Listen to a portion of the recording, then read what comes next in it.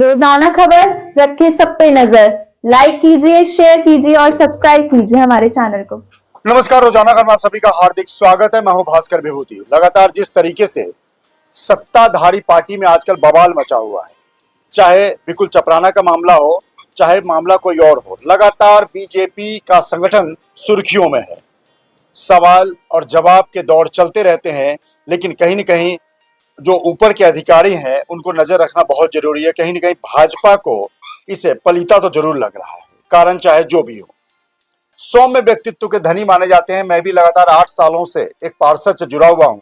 वो ऐसा वार्ड है जो नगर निगम में स्वच्छता को लेकर नंबर 1 पर रहा। स्वच्छता को लेकर नंबर 1 पर रहने के दौरान ही मैं 8 साल पहले मेरठ समाचार में कवरेज के दौरान एक पार्षद से मिला, जिनका नाम है संजय सैनी। मृदुल स्वभाव के धनी है, इसकी गारंटी मैं लेता हूं, क्योंकि 8 सालों से मैंने कभी उनको चिल्लाते हुए या कहीं पे बोलते हुए नहीं देखा। जिस तरीके से कल का वीडियो वायरल हो रहा है, उसमें भी लगातार आक्रामक तरीके से, जैसे बीजेपी अध्यक्ष विवेक रस्तोगी, महेश बाली, अनुज वशिष्ठ सहित तमाम लोग जब हावी हो रहे, तब भी मैंने उनको एक तरह से शांत होते हुए देखा।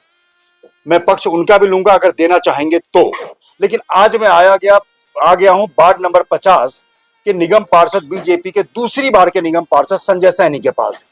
इस इलाके में इनकी लोकप्रियता अच्छी है, बहुत लंबे मार्जिन से। मेरठ में शायद ये पहला या दूसरा वार्ड है जो सबसे अधिक मार्जिन से इन्होंने चुनाव जीता है। काफी हद तक जो अनौपचारिक हमारी इनसे बातचीत हुई, उन्होंने कहा गया कि लगातार कैंप कार्यालय में बैठक हुई, बैठक में कहा गया कि अगर कोई लड़ना चाहे लड़े, फिर उसके बाद अपना वोट मैनेज करे। संजय सैनी को जितना मैं जानता हूं एज ए पत्रकार, मैंने कभी इनको किसी ऐसे मामले में मेरठ में नहीं देखा जो विवादास्पद हो और पार्टी की छवि धूमिल करता हो।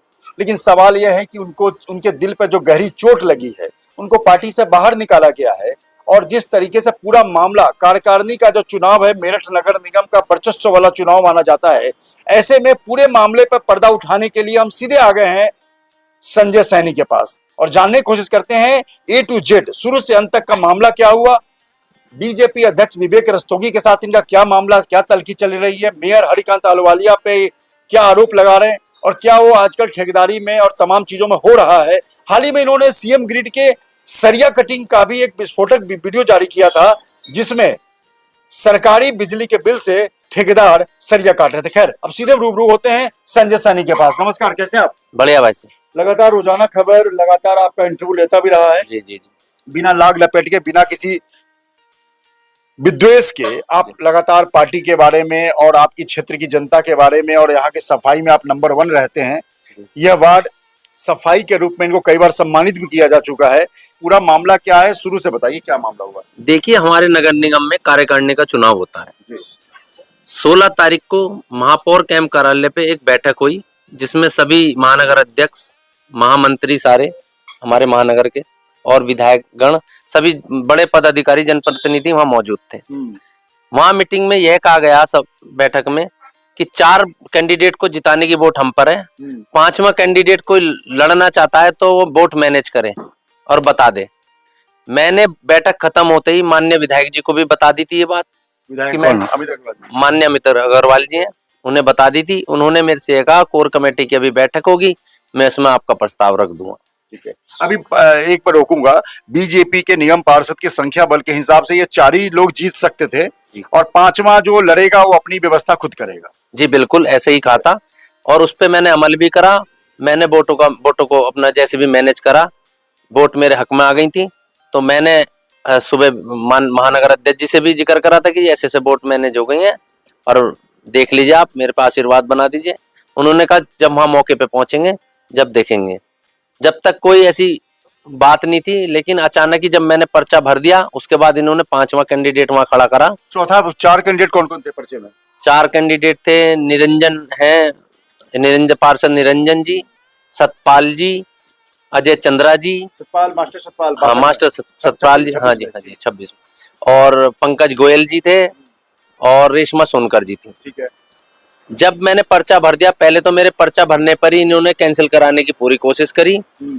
सब प्रथम तो मैं कहना चाहता हूं, मैं भी भारतीय जनता पार्टी का सिपाही हूं और 18 साल से मैं इनकी सेवा कर रहा था। भारतीय जनता पार्टी की पीड़ा इस बात की होती है कि यह मेरे से दुर्व्यवहार मेरे साथ इतना ज्यादा कर रहे थे उस दिन, कल दिनांक 17/11/2025 को, कि जो मैं मुझे पीड़ा हो रही थी इस बात की कि मैंने इतनी सेवा करी और ये इस तरीके से हरकत कर रहे हैं मेरे साथ। तो एक चीज रोकूंगा, जब आपने पर्चा भर दिया 5वें कैंडिडेट के रूप में और 4 ऑलरेडी बीजेपी के भरे जा चुके हैं, अधिकृत हैं, तो जब आपने भर दिया और पार्टी को ही फायदा है, जब आप पार्टी के पार्षद थे तो 5वां जीतता तो बीजेपी को ही फायदा होता, बीजेपी के ही साथ खड़े थे आप। ऐसे भी बहुत सारे निर्दलीय उम्मीदवार जीतने के बाद बीजेपी के पाले में चले गए हैं, चाहे एडवोकेट सुमित शर्मा हो या गगनदीप गौतम हो, तमाम लोग एग्जाम्पल है। तो क्या ऐसा लगा जब पर्चा भर दिया तो बात कहां पर खटकी जो आप टारगेट पे आ गए? ये देखिए, महापौर जी को मैं पसंद नहीं हूँ क्योंकि मैं जनहित के मुद्दे क्यों पसंद नहीं है महापौर को? क्या दिक्कत है? क्योंकि मैं अधिकारियों की पोल खोलता हूँ, कहाँ घपला हो रहा है, कहाँ घोटाला हो रहा है, यह नहीं चाहते कि घपला घोटाला खुलासा हो, क्योंकि वो खुद संलिप्त रहते हैं इसमें। अच्छा सही बात तो यह है। अच्छा।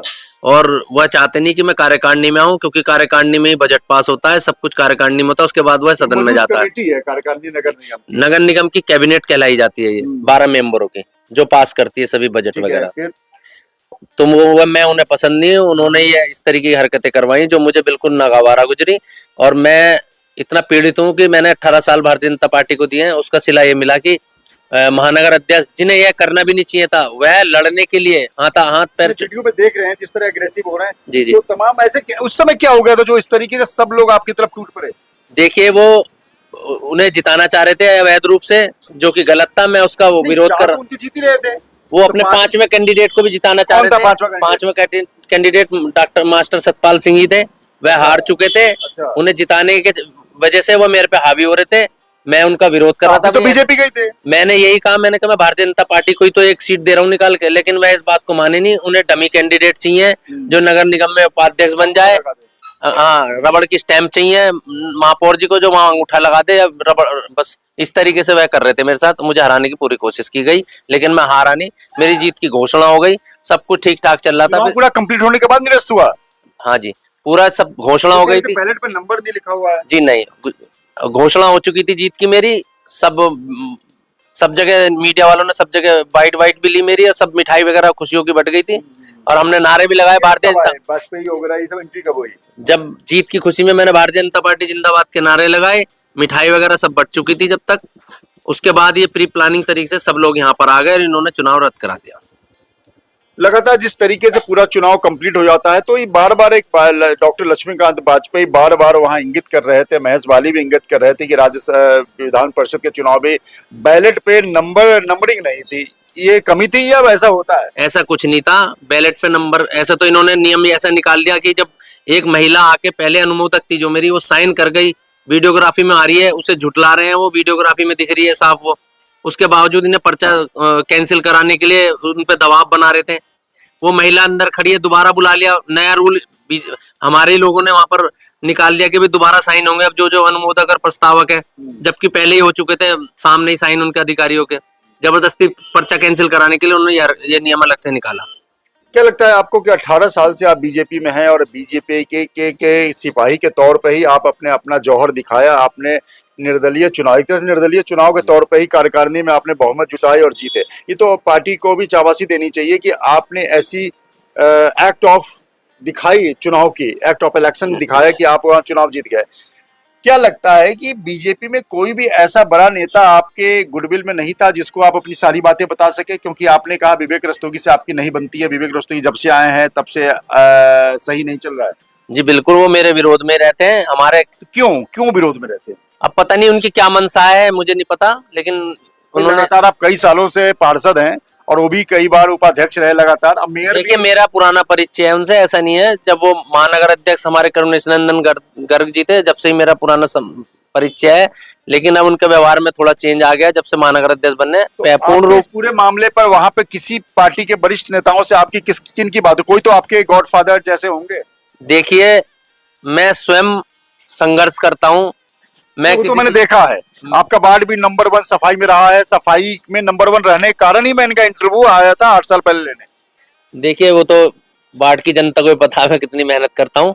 मैं सुबह 7:30 बजे आके इस चौराहे पे बैठ जाता हूँ और बहुत अच्छा काम कर रहा हूँ। सबका आशीर्वाद है, हमारे बुजुर्ग भी सामने बैठे हैं, सबका आशीर्वाद है। नहीं तो मेरठ बीजेपी में ऐसा कोई सीनियर लीडर नहीं है जो आपके लिए सोचे कि इस व्यक्ति ने अच्छा काम किया। देखिए, ये भारतीय जनता पार्टी है, खुल के सामने कोई आता नहीं। बहुत लोग मेरे साथ भी हैं इसमें, ऐसा कुछ नहीं है, क्योंकि मैंने कोई गलत काम नहीं करा और ना गलत करूंगा आगे भी। लेकिन वीडियो भी जारी किया, उसमें बोला सैनी समाज और दलित समाज को लेकर बीजेपी बहुत। देखिए, ये तो बिल्कुल सच्चाई है।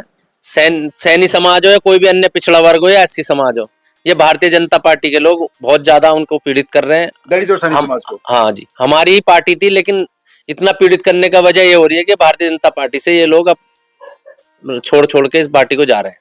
लगातार एक सवाल और है कि क्या आपके अंदर दर्द है, मर्माहत है? आप कल ने आपने एक वीडियो भी जारी किया, उसमें आपने सारी बातें कही, तो क्या जिस तरीके से आपके साथ मार पिटाई भी हुई है, हाथापाई हुई है, दूर दूर से ही हॉट देखिए, हाथापाई होने की नौबत आई गई थी, मैं ही खुद पीछे हट गया, शायद हाथापाई हो चौधरी जाती। आपके पास भी खड़े थे जी, पवन चौधरी मेरे पास खड़े थे, पार्षद हैं वार्ड 29 से।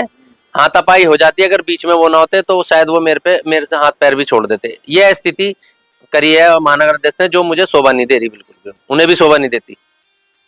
बिल्कुल, लगातार वीडियो वायरल है। आजकल डिजिटल मीडिया के जमाने में पलक झपकते ही आपका वीडियो वायरल हो जाता है।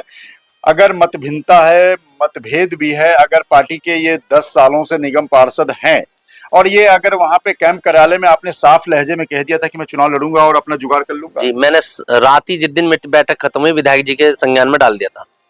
तो लगातार जिस तरीके से विधायक अमित अग्रवाल भी वहां मौजूद रहे, तो उन्होंने विधायक अमित अग्रवाल जी ने आपकी तरफ मतलब इस मोर्चे को संभालने की कोशिश नहीं करी?